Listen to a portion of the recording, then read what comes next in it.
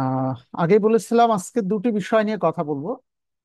একটি হলো এই যে বিভাজ্যতার, যেটি তোমরা দেখতে পাচ্ছ, 100 থেকে 200 পর্যন্ত সংখ্যার মধ্যে তিন দ্বারা বিভাজ্য সংখ্যা আছে কতটি। আর তোমাদের প্রশ্ন হলো 100 থেকে 200 এর মধ্যে প্রকৃত যে সংখ্যার সমষ্টি নির্ণয় করো, যে সংখ্যাগুলো নাকি তিন দ্বারা বিভাজ্য। সেই সংখ্যাগুলো যোগফল বের করলে হবে না, আর কতটি সংখ্যা আছে সেটি বের করলেই শুধু হবে না। মানে পদ সংখ্যা বের করলে তোমাদেরকে করতে হবে 100 থেকে 200 এই প্রকৃত সংখ্যাটার সমষ্টি বের করতে হবে, যে সংখ্যাগুলো তিন দ্বারা বিভাজ্য। সেটা হাউ টু ক্যালকুলেট, এই অঙ্কগুলো আসলে আমরা কিভাবে ক্যালকুলেশন করব।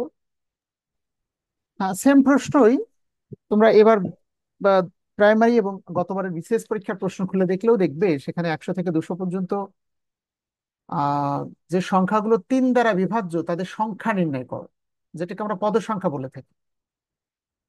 তো সেটি বের করতে করা শিখিয়েছি, বাট তোমাদের যেটি পড়েছে পরীক্ষায় সেটি হলো এইরূপ সংখ্যার সমষ্টি নির্ণয় করো। তো সমষ্টি নির্ণয় করতে গেলে সংখ্যাগুলোকে ধারাবাহিক সংখ্যা আকারে আগে লেখা শিখতে হয়।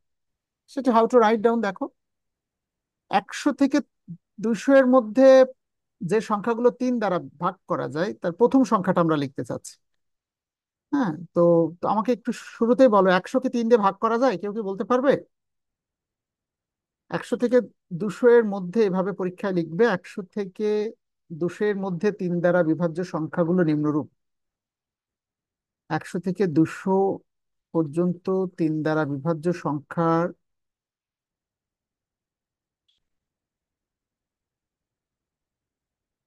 বিভাজ্য সংখ্যাটির আগে ধারা লিখবো। ঠিক আছে, বিভাজ্য সংখ্যাটির ধারা নিম্নরূপ। হ্যাঁ, সে ধারাটা আমাদেরকে আগে লিখতে হবে। 100 থেকে 200 পর্যন্ত তিন দ্বারা বিভাজ্য সংখ্যাটির ধারা। রিমেম্বার, 100 কিন্তু তিন দিয়ে ভাগ করা যায় না।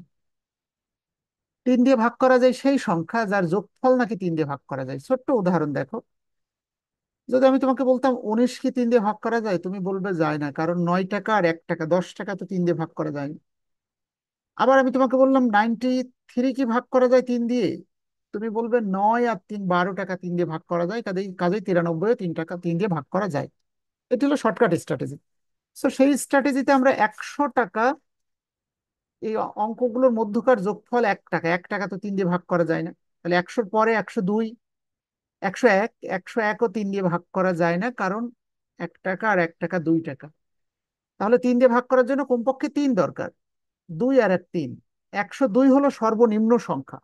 ধারাটা লিখছি দেখো, 102 প্লাস, এরপরে তিন বেড়ে কত হবে? 102 আর 3 105, 105 আর 3 108।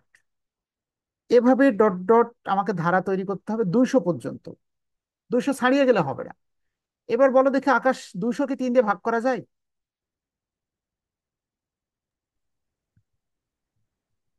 না স্যার। তাই না? কারণ 2 টাকা তো তিন দিয়ে ভাগ করা যায় না। তাহলে 200 নিকটতম 199। 9 আর 9 18, আর 1 19 টাকা তিন দিয়ে ভাগ করা যায় না। 198, 8 আর 9 17, আর 1 18 তিন দিয়ে ভাগ করা যায়। তাহলে এইভাবে ধারাটা চলবে, প্লাস 198। তাহলে পরীক্ষায় প্রশ্নকর্তা আমাকে বলছে 100 থেকে 200 পর্যন্ত তিন দ্বারা বিভাজ্য যে সংখ্যাগুলো আছে তাদের যোগফল বের করে দেখাও। অথচ আমি 100 থেকে 200-র মধ্যে লিখতে যেয়ে দেখলাম 102, 105, 108, 103 তিন করে করে বাড়বে। ঠিক আছে, এই হলো আমার সংখ্যা। এবার আমরা জানি ধারাবাহিক সংখ্যার যোগফল নির্ণয়ের একটি সূত্র, তোমাদের জানা আছে কিনা সূত্রটা। এখানে কতগুলো সংখ্যা হবে সেই পদ সংখ্যাটা আগে বের করে নিতে পারলে আরো সহজ হয়। ধারাবাহিক সংখ্যার যোগফলের যে শর্টকাট সূত্র দিয়ে করালে এক ক্লিকে আমি উত্তর করে দিতে পারি, কিন্তু তোমাদের জন্য আমরা জানি সাম অফ দ্য নাম্বার, সংখ্যাগুলো যোগফলের সূত্র বলো আকাশ। n/2, 2a plus n N minus minus one into D. One into D. যদি প্রশ্নটা সমান্তর ধারার হয়ে থাকে, সমান্তর ধারা কোনটাকে বলে? পরপর দুটি পদের মধ্যকার বিয়োগফল সমান হলে। যেমন 105 থেকে 102 বাদ দিলেও তিন থাকবে, 108 থেকে 105 বাদ দিলেও তিন থাকবে। আরো সহজ করে স্পষ্ট করে লেখাই তো আছে, তিন দ্বারা বিভাজ্য মানে তিন তিন করে করে বাড়বে। এবার স্বাভাবিকভাবেই এই অঙ্ক করতে যে প্রবলেম যেটি ফেস করবে, এন এর মানটা তোমার জানা নেই। এন মানে পদ সংখ্যা, এই ধারায় মোট কতটি পদ আছে এটি তোমার জানা নেই। এখানে তুমি যেটি যেটি জানো আমি বলে দিচ্ছি। ছাত্র হিসেবে তোমার এখানে জানা আছে এ মানে প্রথম পদ 102, ডি মানে ডিফারেন্স, দুটো পদের মধ্যকার ব্যবধান, তিন দ্বারা বিভাজ্য মানে তিন তিন করে করে বাড়ছে। তাহলে এর মান আর ডির মান তুমি জানো, জানো না কোনটা, শুধুমাত্র এন এর মানটা আমাদের জানা নেই। সো যেটি করতে হবে আমাদেরকে পরীক্ষার হলে, এই অঙ্কটার আগে পদ সংখ্যা বের করে নিতে হবে। ঠিক আছে, সো এখানে আমি এই পাশে আগে পদ সংখ্যাটা বের করে নিচ্ছি। সমান্তর ধারার এন তম পদের মানের সূত্র বলো দেখি, সাইমা সুলতানা। এন তম পদের মান a plus a plus n minus one into d. N minus one into d. এই সূত্র দিয়ে আমরা এন এর মানটা বের করে নেব। এন তম পদের মান আমরা জানি, এন তম পদের মানের সূত্র হলো a plus n minus one into d. আমি আবার বলছি, সমান্তর ধারার পদ সংখ্যা বের করার এই সূত্র অবশ্যই জানতে হবে, এবং যোগফলের এই সূত্রটা জানতে হবে। বেসিক্যালি এই দুইটাই আমাদের সূত্র। তো তোমরা যদি বলো যে স্যার আগে পদের সংখ্যা আপনি সুন্দর করে বের করে দেখান, এখানে কি দেখতে পাচ্ছ তোমরা, নাকি আমি স্পষ্ট করে মূল বোর্ডে লিখবো? বলো মেজবা সাদিক, এম তম পদ বলতে আসলে কোন পদ, এক প্রথমটা নাকি শেষেরটা? এন তম পদের আর একটা নাম হলো শেষতম পদের নাম। আর এ মানে প্রথম পদ, এই ধারা 102, প্লাস এন এর মানটা আমি বের করবো -1, ডি, ডি মানে ডিফারেন্স, তিন তিন করে করে বাড়বে। 198 থেকে 102 বাদ দিলে 96 হবে। 3n মাইনাস 3, এই 3 এর পাশে এসে যোগ হলে 99 হবে, সমান সমান 3n। তাহলে 99 কে 3 দিয়ে ভাগ করলে 33 হবে। যদি তোমরা আপত্তি না করো আমি একবারে লিখে দিলাম এন এর মান 33। তাহলে এ পাশে আমরা ক্যালকুলেশন করে নিলাম। এবার এই যে আমরা জানি সাম অফ দ্য নাম্বার সংখ্যাগুলো যোগফলের সূত্র n/2 2a plus n minus one into d. N এর মান কত বের হয়েছে? 33/2। 2 ইন্টু এ মানে প্রথম পদ, এ হলো প্রথম পদ 102, প্লাস এন মানে 33 মাইনাস ওয়ান, ডি মানে ডিফারেন্স কত, তিন করে করে বাড়বে। জাস্ট এটা ক্যালকুলেশন করলে উত্তরটা পেয়ে যাচ্ছে 33/2, 102 কে 2 দিয়ে গুণ করলে কত, 204। 33 থেকে এক বাদ দিলে 32, 32-এর সাথে 3 গুণ করলে 3 32 কত, 3 দুগুণে 6, 32, আর 3 3 9, 96, সেকেন্ড ব্র্যাকেট। 33/2, বলো ক্যালকুলেশন করে কত হয়েছে সাইমা সুলতানা? 33/2 গুণ, এটার সাথে এটা যোগ করলে মেবি 300 হয়। তো জি 2 কে স্যার। 300 দিয়ে ভাগ করলে 150 হয়। 150-এর সাথে 33 গুণ করলে উত্তরটা পেয়ে যাচ্ছ। 150 গুণ 33 আমি গুণ করে দেখাচ্ছি, শূন্য লিখলাম। 3 15 45-এর 5 হাতে 4, 3 15 45 আর 4 49, 4950 উত্তর। 4950 সেই কাঙ্ক্ষিত উত্তর। এই হলো টোটাল ক্যালকুলেশন কোশ্চেন নাম্বার 1 যেটি দেখছি। আমি আরেকটা একবার স্পষ্ট করে করে দিচ্ছি, ধৈর্যশীলতা পরিচয় দিতে হবে, তাড়াহুড়ো করে শেখার কোনো সুযোগ নেই। ঠিক আছে, আমি ফুল বোর্ডে আরেকটা অঙ্ক করে দিচ্ছি। পরের অঙ্কটাই দেখো, ম্যানেজমেন্ট ডিপার্টমেন্ট 2019, তারপর একটা ম্যানেজমেন্ট ডিপার্টমেন্ট 2017। তো নিঃসন্দেহে ইট ক্যারিজ ইম্পর্টেন্স। কোশ্চেন নাম্বার 2 দেখো, পড়ে শোনাও আমাকে একজন। আমি এবার ফুল বোর্ডে অঙ্ক করাবো।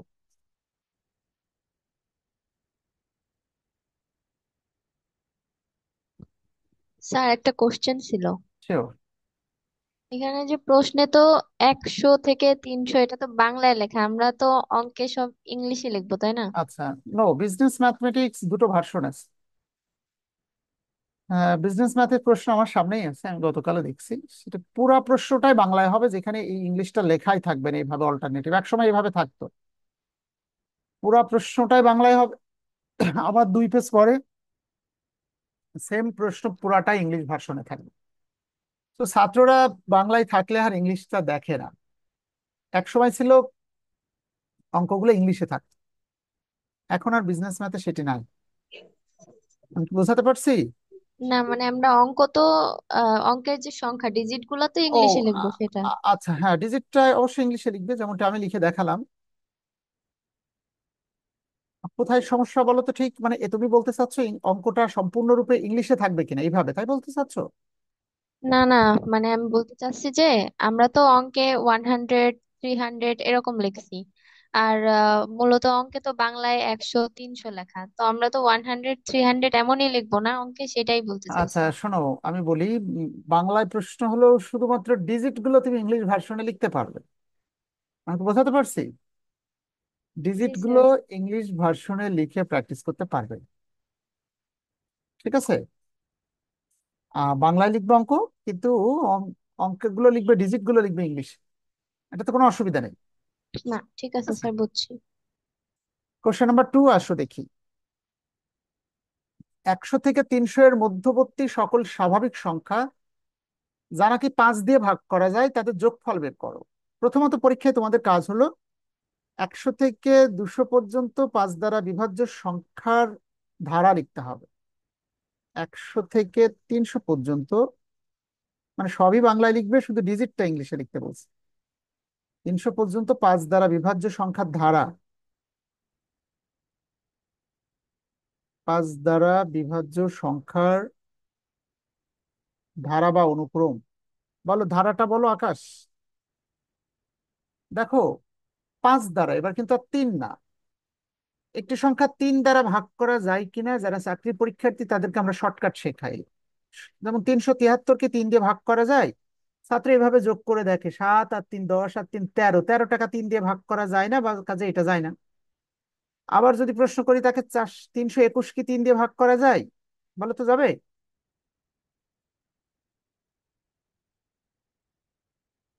অঙ্ক যাবে স্যার। হবে, 3 আর 2 5 আর 1 6 টাকা 3 দিয়ে ভাগ করা যাবে। এটা 3-এর ক্ষেত্রে এই রুলস। আবার 5-এর ক্ষেত্রে রুলস ছাত্রদের বলে থাকি, যদি কোনো সংখ্যার শেষ অঙ্কটা 5 হয় অবশ্যই 5 দিয়ে ভাগ করা যাবে। আবার যদি কোনো সংখ্যা যত বিজোড়ই হোক শেষ অঙ্কটা যদি শূন্য হয় তা অবশ্যই 5 দিয়ে ভাগ করা যাবে। কাজে 5 দিয়ে ভাগ করার দুটো স্ট্র্যাটেজি, শেষের সংখ্যাটা শূন্য অথবা 5 হতে হবে। এবার স্বাভাবিকভাবেই 100 থেকে 300, 5 দ্বারা 100 অবশ্যই 5 দিয়ে ভাগ করা যাবে, কারণ শেষের সংখ্যাটা শূন্য আছে 100। এরপরে 100-র পরে 5 দ্বারা বিভাজ্য 105, 110, 115, প্লাস সব কিন্তু আবার লিখতে যে পরীক্ষায় সময় নষ্ট করো না। শেষ পদ কি 300 নাকি তার থেকে 300 যাবে না? যাবে তো। এবার বলছি এটা যোগফল বের করে দেখ। তো যোগফল বের করতে হলে আগে আমাকে জানতে হবে পদ সংখ্যা কত। এই কারণে আমরা এখানে যেটি করব, এন তম পদের মান এখানে বের করে নেব আমরা। এখানে এন তম পদের মান, এন তম পদের মানে আরেকটা নাম হলো শেষতম পদের মান, a+n-1 * d। বলো দেখি হাসিব এবং সোহানা, বলো দেখি, এখানে এ মানে কি? প্রথম পদ কত আছে? 100। ধারা লেখার পরে বলতে হবে। ডি মানে ডিফারেন্স, প্রতি দুটি পদের মধ্যকার ব্যবধান কত কত হবে। 5 দ্বারা বিভাজ্য হলে 5 করে করে হবে, 3 দ্বারা বিভাজ্য হলে 3 3 করে করে বাড়বে, 7 দ্বারা বিভাজ্য হলে 7 7 করে করে বাড়বে। শুধু জানা দরকার এন এর মানটা আমরা এখান থেকে বের করব। এন তম পদের মান মানে শেষতম পদের মান, এটা 300। এ হলো 100, n-1 * d মানে 5। 100 থেকে 300 বাদ দিলে 200, 5n-5, 5 যোগ হলে হবে 205। এই -5 এ পাশে এসে যোগ হয়ে যায়। 205-কে 5 দিয়ে ভাগ করলে 4 × 5 = 20, 41 হচ্ছে আমার দৃষ্টিতে। তোমাদের কি তাই হয় না? এই 5 এর নিচে নিয়ে এসে ভাগ করে দাও, 4 × 5 = 20, 5 × 5। তাহলে আমি এন এর মানটা বের করে নিলাম, এখানে পদ সংখ্যা হলো 41। পরীক্ষায় কিন্তু তোমাদেরকে এটা লিখতে হবে। এবার লিখতে হবে অতএব সাম অফ দ্য নাম্বার, যে সূত্র আছে সেই সূত্রটা লিখে অঙ্কটা করতে হয়। তোমার জায়গা শর্ট, আমি এটা মুছে দিয়ে যোগফলটা করে দিচ্ছি। তাহলে প্রথমে পরীক্ষার হলে এই ধারাটা লিখবে, এনতম পদের মান বের করবে, তারপরে লিখবে অতএব, অতএব সাম অফ দ্য নাম্বার। আশা করি এটা করে দেওয়ার পরে বাকিটা নিজেরা পারবে। বলো, সাম অফ দ্য নাম্বারের সূত্র বলো, বাপ্পি এবং সাগর ভাঙ্গি। n/2, 2a প্লাস n, মানে পদ সংখ্যা কত হয়েছে আমাদের? 41। এখন কি পারবে নাকি আর করাতে হবে? এ 100, n পদ সংখ্যা 41, -1, d ডিফারেন্স 5। 41-কে 2 দিয়ে ভাগ করো, 200 + 45, ছয় পাঁচা 200, এটাও 200 নাকি? 41-এর সাথে 1 বিয়োগ করলে 40, 40-কে 5 দিয়ে গুণ করলে 200। তাহলে 41/2 গুণ 200, 200, 400। 2 1 2, 200 2 400। এটা গুণ করলে দুটো শূন্য, 2 1 2, 4 2 8, 8200 হচ্ছে উত্তর। আমার মনে হয় ওখানে উত্তরটা কম্পোজ করা তাহলে ভুল আছে। ঠিক আছে, ওটা ওটা 7800 না, ওটা হবে 8200। বুঝতে পারছো? তোমাদের বই আছে, খুলে দেখো, কোনো সন্দেহ নেই অঙ্কের মধ্যে। সো আশা করি এই বিভাজ্য টাইপের যে প্রশ্নগুলো তোমরা দেখছো এটি ক্লিয়ার হয়েছে। এই 3টা প্রশ্ন, এই টাইপের কোশ্চেন তোমরা পারবে। আমি নিচেরটাও জাস্ট ধারাটা লিখে দিচ্ছি, নিজেরা যোগ করে নিও। 200 থেকে 400 এর মধ্যবর্তী সকল স্বাভাবিক সংখ্যা যা নাকি 7 দ্বারা ভাগ করা যায়, এদের সমষ্টি নির্ণয় করো। তাহলে পরীক্ষা আগে কি করতে হবে বলো? 200 থেকে 400 পর্যন্ত ধারা লিখতে হবে। সমাধান কথাটা লিখে লিখবো 200 থেকে, বলো দেখি ধারাটা কে বলতে পারবে? আমি ধারা, তোমরা বলবে আমি লিখবো। 200 থেকে 400 পর্যন্ত 5 দ্বারা না, এখন 7 দ্বারা। প্রশ্ন হলো 7 দ্বারা কোনো টেকনিক আছে কি? হ্যাঁ আছে, বাট 7 দ্বারা যে টেকনিক আছে সেটি মনে রাখতে যে কষ্ট হয়, আমরা ছাত্রদের পরামর্শ দিই একটু পরীক্ষার হলে ভাগ করে করেই দেখবে। তো দেখো 200 কি 7 দিয়ে ভাগ করা যায়? ক্যালকুলেটর তো তোমাদের আছে। না গেলে 201, না গেলে 202, না হলে 203, যেটা যায় সেটাই প্রথম পদ। আমরা একটু ক্যালকুলেটর পরীক্ষার হলে যেভাবে ব্যবহার করব দেখো, এই যে আমি ক্যালকুলেটরটা দেখাচ্ছি এখানে। আমি প্রথমে 200-কে নিঃসন্দেহে 7 দিয়ে ভাগ করা যায় না, ভাগ করা যাচ্ছে না, দুঃখিত। 200/7 ভাগ করা যায় না। পরেরটা কত যায় বলো, তোমরা করেছো? 201/7 ভাগ স্যার করা যাচ্ছে, 203। 203 যাচ্ছে। তাহলে এভাবে আমরা প্রথম পদটা নিশ্চিত হয়ে নিব। এখন এটারও শর্টকাট আমি জানি, কিন্তু সে মনে রাখতে আর কষ্ট। এই যে 203 দিয়ে 7-কে ভাগ করলে 29 হচ্ছে। তাহলে প্রথম পদ 200 থেকে 400 পর্যন্ত 7 দ্বারা বিভাজ্য। 200 প্রথম পদ হতে ব্যর্থ হয়েছে, 203। এরপরে 7 7 করে 203-এর সাথে 7 যোগ করলে 210, 210-এর সাথে 7 যোগ করলে 217। আর লিখতে হবে না, শেষেরটা লিখতে হবে। আর যদি ভেবে ভেবে লিখতে যাও 400 পর্যন্ত, ঘন্টা শেষ হয়ে যাবে, পরীক্ষা শেষ হয়ে যাবে, তাই না? সো ওয়াইজ হলো ভাগ করে আসতে হবে। বলো 400 কি 7 দিয়ে ভাগ করা যায়? 400 যদি না যায় তার নিচে নামতে হবে, 200 থেকে 400 এর মধ্যে থাকতে হবে। 399, বলো বলো কে পারবে? 399 না হলে 398। 99 চাই। 399 একজন বলছে যাই। 399 আমি একটু প্রুভ করে দেখি, 7, এই যে যাচ্ছে 57, হ্যাঁ। তাহলে শেষ পদ হয়েছে আমাদের 399। তাহলে আশা করি ধারাটা কিভাবে লিখতে হবে এটা বুঝতে পারছো। এবার 7 দ্বারা বিভাজ্য মানে 7 7 করে করে বাড়ছে, আগের মতো পদ সংখ্যা বের করতে হবে, n তম পদের মান। এখন কি আর করাবো নাকি বাকিটা পারবে স্যার পারবানে? সবাই? ঠিক আছে, প্রথমে n তম পদের মান বের করবে। আমি জাস্ট সূত্র লিখে দিচ্ছি, যোগ বিয়োগ এবার আর করলাম না। a+n-1 * d। n তম পদ যার আরেকটা নাম হলো শেষতম পদ, যেটা দেওয়া আছে প্রশ্নে 399। এ মানে প্রথম পদ 203, এন এর মান পদ সংখ্যা, কতটা পদ আছে এটা আমরা বের করব। ডি মানে ডিফারেন্স বিটুইন টু টার্ম, দুইটা পদের মধ্যকার ব্যবধান, 210 থেকে 3 বাদ দিলে 7। স্পষ্ট করে লেখা আছে 7 দ্বারা বিভাজ্য, তাহলে এখান থেকে এন এর মান বের করবে। ঠিক আছে, করার পরে ওই যে সাম অফ দ্য নাম্বারের ওই সূত্র লিখে মানটা বসালে উত্তরটা পেয়ে যাচ্ছে, a+n-1 * d। আশা করি 3টে অঙ্কই তোমরা সফল হবে। তাহলে এই টাইপটি কারো কোনো প্রশ্ন নেই আশা করি। আমি এবার নতুন টাইপে যাচ্ছি।